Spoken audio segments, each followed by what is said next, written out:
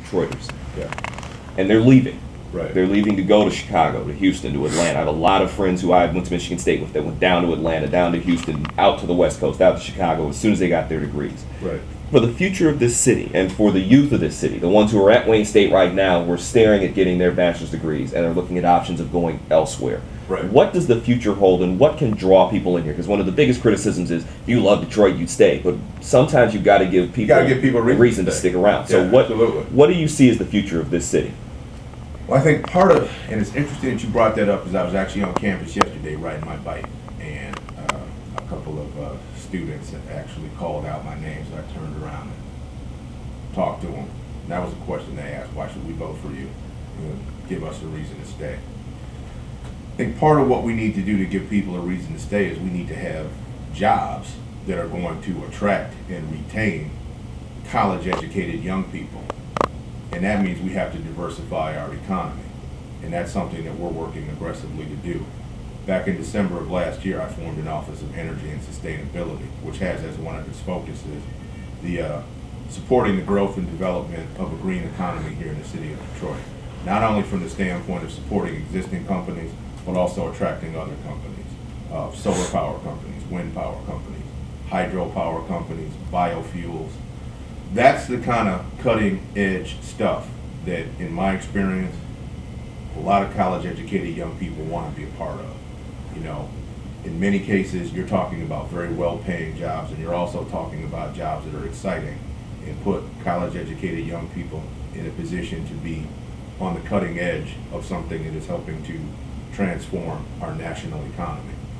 And that's the sort of thing, the sort of skilled, technology-based jobs that I think if we can create more of in the city of Detroit, it's going to help us to retain and attract young people. So that's number one. We have to do that. Not everybody's going to work at the big three in a plant. And right now the big three's in trouble anyway. I mean, we're hoping and praying for their survival and doing what we can to support them, but we can't keep putting all of our eggs in that basket. Beyond that, I would say the other things that are going to be critical is cleaning up the city, you know, improving its appearance, improving public safety here in the city of Detroit, and also improving the quality of the school system, because everybody gets old at some point. And I find in some cases, it's not so much attracting or keeping young people, it's keeping them when they get older and get married and have kids, because that's when the gears in people's heads start to turn about, well, you know, just really where I want to raise my daughter. Do I want to send my son to public schools? Or do I want to look at moving out of the city to a suburban community which has better quality schools? Or do I maybe just want to look at leaving the state entirely? You know, in some cases, it's not just about attracting young people, it's about retaining. And again, in my experience, I think what we see happening a lot is that when young people are not so young, when they're not single anymore, when they're not hanging out every single night, but when they've settled down, found that special someone, gotten married, and kids have entered into the equation, that's when we start to lose them as well.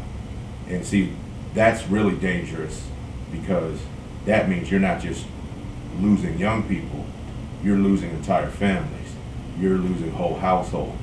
So the bottom line is we've got to make Detroit not only more appealing to young people, but we've got to make Detroit the type of city that is going to retain young people when they get older and start creating families. Because if we lose whole families, then you're really talking about a city that's not going to have a future.